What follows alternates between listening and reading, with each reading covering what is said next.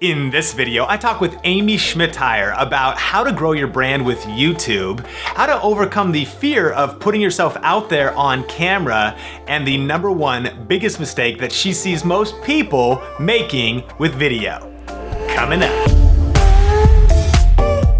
Hey, what's up influencers? Sean here with another interview helping you to build your influence, income, and impact with online video. And today, I'm here with Amy Schmittauer. Let's get more done. Oh, it's go time. What's up socials? Welcome back. And she's really a new media triple threat. Yes, she's a YouTuber, keynote speaker, and she's also the author of the brand new book, Vlog Like a Boss, How to Kill It with Online Video Blogging. How's it going, Amy? I'm amazing, Sean. How are you?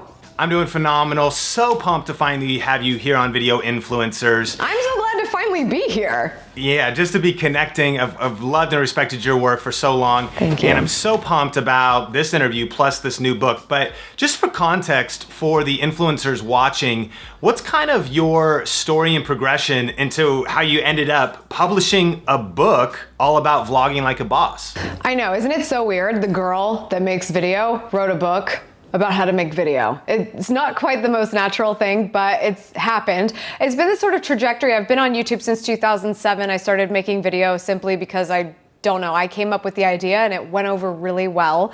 And I just kept figuring out how to storytell with video. It was really a passion of mine. It was sort of a creative outlet.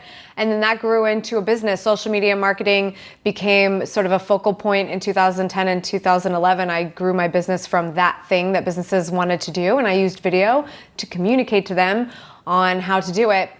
And that brought me into the speaker realm. I started speaking on stages just because once you can talk on video, apparently people think you can get on stage and speak in front of 1,000 people. So that's cool.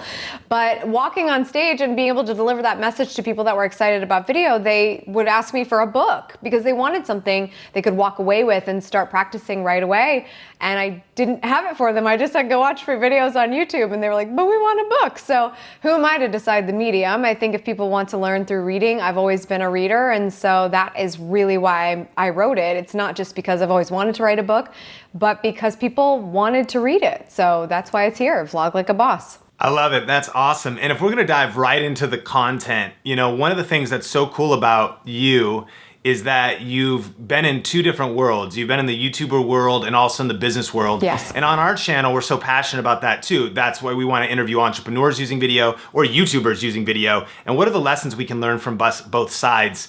You have such a unique journey. What advice would you give to each of those groups respectively that you've learned from living in both worlds? I think the biggest thing is the business side understands measuring return is so important. And that's something that a creator can always be reminded of because we're always hustling to get to the next video.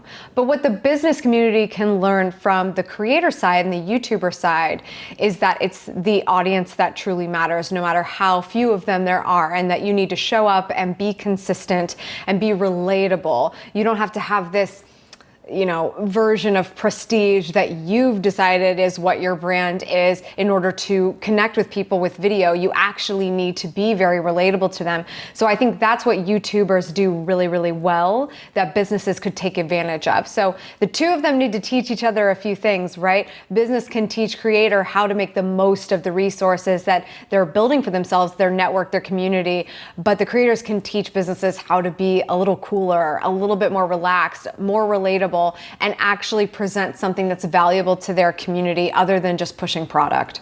I love it. So powerful. And at this point, we're talking about people who are already convinced or confident enough to get on camera, but you also share some tips in your new book, and maybe you could share a few with us. What about for the person who's like, okay, I get it, Amy, I get it, Sean, I need to be on video, but I'm a little scared. I'm a little confident to get on camera. I'm a little afraid. It seems a little weird and awkward. What are some of your biggest tips for helping people, create confidence and overcome fear for even jumping out to do video?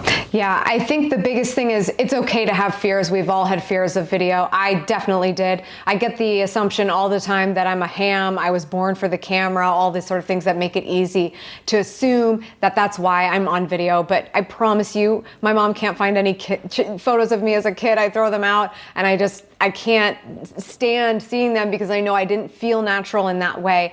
And so first and foremost, you just have to be accepting of the fears and just come to terms with them. But also, let's sort of break them down, because some of the fears you might be using aren't necessarily the ones that are true to why you haven't gotten started, such as the fear of gear. You know, Sean does an amazing job of using some incredible camera equipment that make us want to go spend a lot of money on cameras, but we don't need to get started, certainly not in 2017. We've got these incredible smartphones with HD video in our pocket that make it possible for us to get started. And there's no greater testament to the fact that this is possible than Snapchat. The reason why Snapchat became so huge, and maybe even Instagram as well, is that we realized all the things we could do with a phone, and even huge brands are communicating with video using simply a smartphone with these networks. So that is a testament to getting started with your smartphone. So there's that fear. You know, you can knock down all of the other things that have to do with gear as well. That's not really why people don't get started, because we know we've got that phone. The baby takes their first steps, so the dog rolls over. You pull out the smartphone, you record it, you don't think about it twice. But for our brand, we start to rethink it, but you shouldn't. The other thing is ROI. A lot of people try to figure out what's the return. Am I going to spend time, resources, all the things on video and not even know what I'm going to get? But unfortunately, I chalk that up to a little bit of laziness. Today, we have incredible ability of measuring ROI. There are so many metrics and analytics working for us. If we simply have a goal defined, we can track and see whether or not it came to fruition. I was able to bypass this whole concept of being in my head about how many subscribers I had or views, because at the beginning, I decided if I'm getting clients for what I do, then video is converting for me. And it did. Very, very quickly. So that's why I say set your goals and measure them, because you have an argument if it's not working, but you have to try and you can't give up after 2 videos. The biggest thing is people are afraid because of what people will think about them. We break down ROI, we break down gear. It truly is like, what are people going to think if I'm talking to a camera? What are people going to think if I'm holding a camera in public? People will think I'm so weird. My family is going to think I'm weird. They're not going to accept me. But if you consider the one person that really needs your message and you look at the lens like it is that person. I am talking to Sean right now. I can look at this lens like a champ because I'm sitting down with Sean over coffee and we are talking about this. When you do that, you are incredible at video, but in order to do that, you have to focus on what the message is and why your person needs to hear it. And when you do, you can get past all the what will people think about me with some practice and that focus, because you will end up making such a difference in your community's lives that you can't help but vlog all over the place. So good. And I'm excited to dive into the book in just a second. But before we even get to the book, let me ask you this. Why this book and why now? And here's a couple rumblings I hear in our community. Oh, the YouTube algorithm just changed. And now it's, you know, things aren't working. Or, you know what? YouTube is too crowded this year. Or, you know, online video. What are some of the things that you would say to someone who is coming up with these different maybe excuses, maybe somewhat based on truth, but looking at all these things that are happening and you letting them, you know, use those excuses to hesitate from diving in to using video? It's just that you're just adding more possible reasons to make excuses not to get started. It's so easy to say that a space is busy or congested because it means you don't have to take the risk of getting started. Why this book now? Because first and foremost, it's long overdue. I could have written this book every year in the last 5 years and it would have been useful for someone, but it finally came to fruition because I knew I needed to get it out there because I needed this when I got started. I just wanted someone to break down the simplicities of making this happen, because all I have to do is take action and I am separating myself from the rest. It doesn't matter how many people are doing what you're doing with video right now, there's only one you. And if you're going to make that impact with your personality, with your person, and with your message, you've got to start. You can consume yourself with the fact that there's other people doing this, or you could also be doing it. And maybe even because you've actually got people to measure. Imagine the people that started doing this and didn't have anybody in the same space doing it. They didn't even know what was good or what was bad or what to try. You can look and see and say, you know what? I can do this better. I can change this up. I can put a wrinkle in this space that's worth watching, and then do it. But you continue to make excuses if these are things that you think make a difference in whether or not you get started. YouTube isn't dead, and YouTube might be crowded, but it still needs you there. So good. So let's dive into the book. What's the punchline of this book? The punchline is get started and don't waste any time. As a matter of fact, you're not going to be able to read a page of this book without having some sort of actionable advice as it pertains to video, blogging, and marketing of your brand, whatever brand that is, your personal brand, a company, just a project you haven't even started yet. You will have actionable advice to get the word out about that thing as soon as you start flipping pages. The punchline is just do it and stop waiting, because literally every page of this book is an idea or a strategy or a blueprint to help you do it. So awesome. So influencers, the book is Vlog Like a Boss. And of course, we'll link up all the information in the description. But let's dive into a little bit of the content. One of the frameworks that you're really known for is the authority video formula. What is that all about, and how can influencers watching apply it to what they're doing? So the reason I came up with the authority video formula is I wanted to be able to walk on stage as a speaker and be able to tell someone, go right now and make video, but already you've got to get through this whole concept of talking to yourself and a camera in a room, right? So that's a lot for someone right away. But the next thing is, a lot of people flounder when they hit record and they're not really sure what to do. And unless you're reading a script, which is not always the best thing to do. Some people are better with a script. Some people are better with a teleprompter. I actually want you to look at the lens like it's a person, and it's tough to multitask when that's the case, because you've really got to stay locked on that person. But when you do that, you might kind of worry a little bit about what you're saying. You might not know how to start. You might not know how to end. You might not know how to keep your thoughts together. And usually people kick the video off with an elevator pitch or something that feels safe to them, even though it might feel a little awkward as well. I started the authority video formula because I wanted you to feel like you knew what to do from start to finish of your video, no matter what you're talking about, no matter what the format was. And so, I mean, the gist of it really is don't waste anyone's time. It's certainly not yours. Kick the video off with value, hard, be relatable, show a person, make time for that call to action at the end, and be clear and audible with that call to action. Those are really the big points on that formula.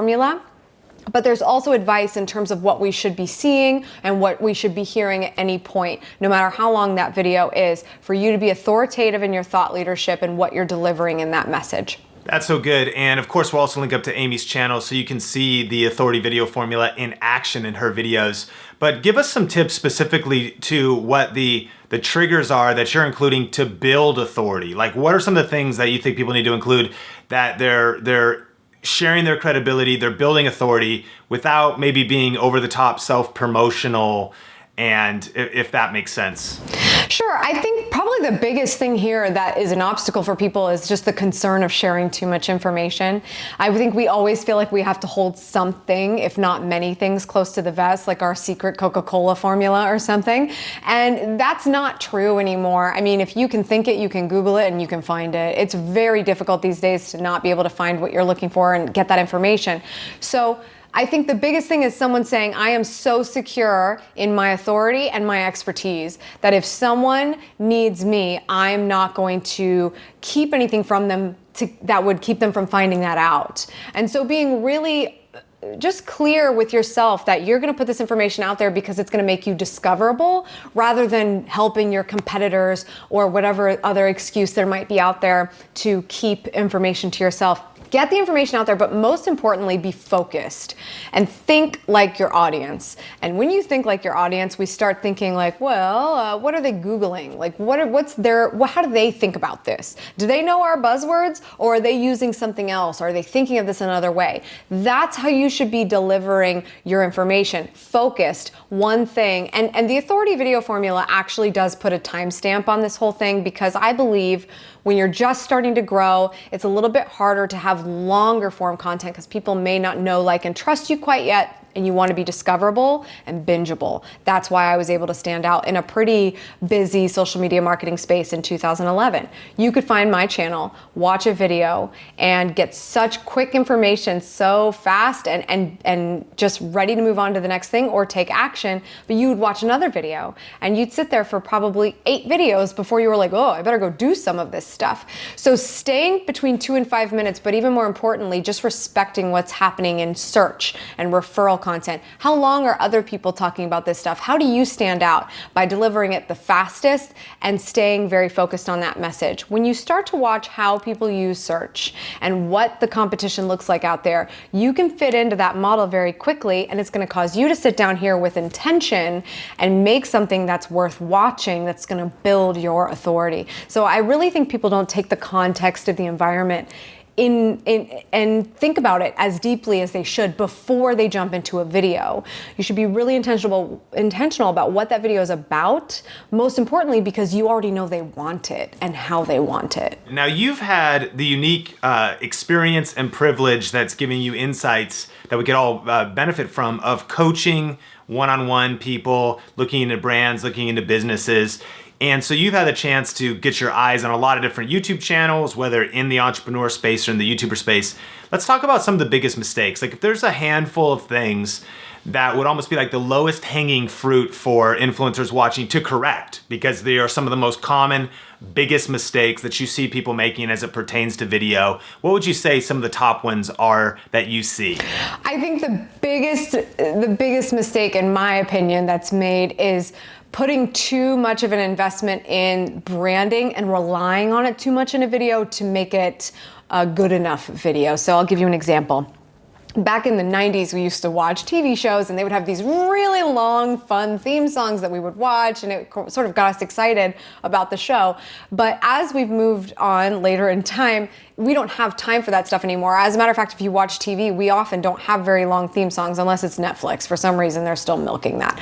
But we certainly don't want to see that with internet video. If I came here because of a search result and I want the answer to my question, I don't have time for your 30-second commercial of your logo floating along a beach. That's just wasting too much time. It doesn't mean you can't have great branding, but that little montage does not make your video prestigious or a certain level of high value or quality. It's the content that you provide. So I think the biggest mistake is people waste someone's time from the moment they start the video. More specifically, if branding and all of this kind of stuff starts the entire video off and we don't see a person for a good 20 to 30 seconds into the video, I need to relate immediately. I want to know that a person is going to say, this is my experience and this is what I want to tell you. So people really miss the boat on having a face as soon as possible in a video and avoiding these frills that they think are making their video better, but they're really relying on things that don't matter. I think that those are some pretty big ones.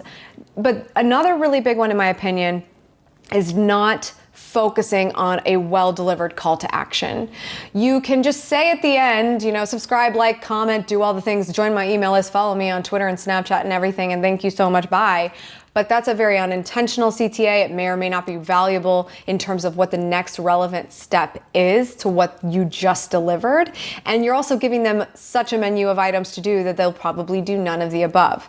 So make your chances better by having a solid 30 seconds of saying, hey, if this was valuable to you, here's the next best thing to do and how you can help me at the same time. Join my email list and download this thing. That's the perfect next step from what I just taught you. Or subscribe to this YouTube channel because I make a new video every day. Whatever the case is, make the argument as to why it's valuable to them and then focus on that one action call. Because when you do, you're going to have a higher conversion. It's clear, it's audible, and it's going to pay off much larger than trying to get people to do all the things. That's awesome. And one of the things you mentioned in there was you mentioned this call to action to grow an email list. Sometimes in the entrepreneur space, that's understood that there's value there. In the YouTuber space, It's not talked about too much. Why do you mention that? And for influencers watching, what advice would you give them about building an email list? Or maybe they haven't even considered it. They're not doing anything like that right now. Should they? It's so funny because I'm so grateful again that I'm in these two spaces, because I've heard so many YouTubers come to me who've known of me as on the grand scale. I'm smaller than the average YouTuber, but I'm not the average YouTuber. I'm fairly small for a professional YouTuber, I guess you should say. But they always come to me because they know that I've been talking about this email list thing for years, and they're like, man, we're thinking we should have done that because sponsors want it, and I'm starting to see some changes in the algorithm on YouTube and subscriptions. How can I get as many eyeballs on? You need to have a direct line to your audience. We don't decide if YouTube rips the carpet out from under us and shuts our channel down. We don't even decide if Google decides to shut YouTube down. We don't get to decide that. We're in rented space right now, so we have to respect that. We're attending someone else's party. Let's make the most of the party.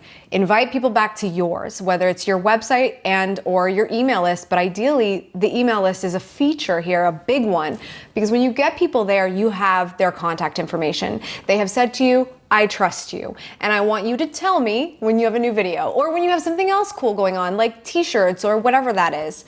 And you can tell me in my inbox, or if it's age appropriate, a mobile marketing list. You could just do text messages. It doesn't have to be email. A lot of people are like, email? I don't even check my email. That's okay. What makes sense for you? What doesn't make sense for you is to rely on somebody else's property and hope it's going to build your empire, because it's probably not. It's a really great opportunity now, but we don't know what the future holds. Super smart. So smart influencers are definitely going to be taking advantage of starting either SMS and email, maybe both, and Yes. not taking it for granted that forever they're going to get distribution on somebody else's platform like right. YouTube.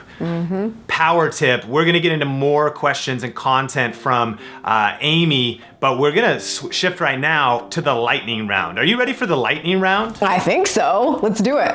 I think I need to see like a human dance interpretation with sound effects of what lightning looks like. Can you do that? I don't think so, but I'll just like sit here and like try. How's that? There's a sound effect though. We need a sound. All right, here we go. Lightning round. 3, 2, 1. Coffee or tea? Coffee. NYC or LA? Oh, neither. New York City. Last song that you had on repeat? Oh, 24K Bruno Mars all day. All day. All day. If there was a zombie apocalypse and you could only grab one item to take with you for survival or whatever you need it for, what one item would you grab? My phone. I feel like probably everyone says that, but yeah, it's my phone. Sure. Even if the cell networks go down, you still need it. That's right. I still need the phone because I gotta record video in case we ever get back online. Yeah, you gotta document it. You gotta vlog. That's right. Vlog the apocalypse. Vlog the apocalypse. Person you most treat with a trust with a secret. My fiance Vincenzo. Movie every influencer should watch. Anchorman. Boy, that escalated quickly. I mean, that really got out of hand fast. First camera you ever shot video with. Ever shot video with was the Canon PowerShot of 2007. Yes. Do you still have it? I do. It's actually sitting on my bookshelf as dead as can be. Classic. Classic. It's an artifact. It is. Biggest pet peeve. My biggest pet peeve is complaining. If you could have one superpower, what would it be? I love this question. If I could have any superpower, it would be to make myself taste disgusting to mosquitoes, because mosquito bites are the worst thing in the world, and that would be a superpower. That's a great superpower, especially on vacation. I picked that one up in the Philippines. It was the only thing that sucked about that trip. All right, that was the lightning round. Now, let's take this into the money. Let's talk about monetizing your content. Sure. For influencers watching, what's some of your best advice, also from your diverse experience, knowing that paths can look a little bit different than what maybe people would traditionally assume? So it's very important to have this as a plan, but it can be down the line for a lot of people, because as an influencer, you truly have to have that influence. You can't just call yourself an influencer and decide it's so. So monetization often means that influence over a population. It doesn't matter how big it is. What matters for success? That's really important. But you do need to keep your eye on the ball as to what that actually means. So you can look at sort of sponsorships and affiliate programming, which is great, because if you're an advocate of a product and people want to buy it because they trust you, then that should be a great partnership. It should make sense, and you should decide on what those products are because you really do trust them and they do make sense with what you talk about. But most importantly, you need to be able to focus on how do you bring value to your audience so you can get to that point, so that you can have something that you would offer like that to them. Because the more value you provide before you ask for anything like that in return, like engaging a sponsor, the better it's going to be when you actually are able to have that conversation and say, look what I have to offer you. It doesn't matter what the numbers are. It matters what the conversion rate is and what you're charging for it and what you can prove to a sponsor. I think we're getting to a time where proving influence is going to be more important than ever, because followers don't mean anything. Buying followers, buying views is possible, and sometimes it makes sense, and sometimes it's just fluffing up something that doesn't even really exist. If you want real influence, you need to prove it, and I think sponsors are going to get smart about that. For me, the beginning of my channel, again, was building a business. So the transactions were happening for what I was good at.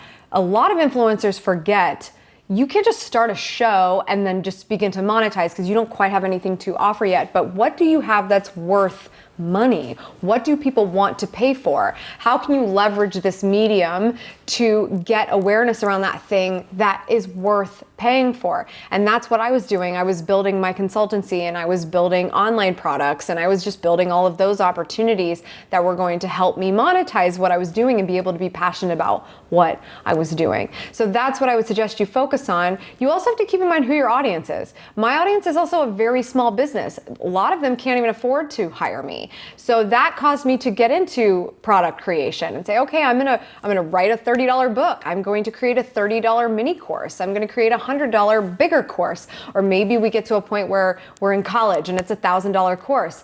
But respect who your audience is and the kinds of things they want. Provide value along those lines so that you can ask them for money in some way, whether it's t-shirts or a course or a sponsor. It doesn't matter which one it is, but they have to matter to your audience. And that has a lot to do with how you treat them with the value you provide, which you're not charging for. Now, one of the things that's really cool about your content and your channel is you're memorable. You have a personality, you stand out. And I even noticed some things that you've done unique on your channel, like you did song book reviews, which was, you know, a different take on a way to do book reviews. They're very creative.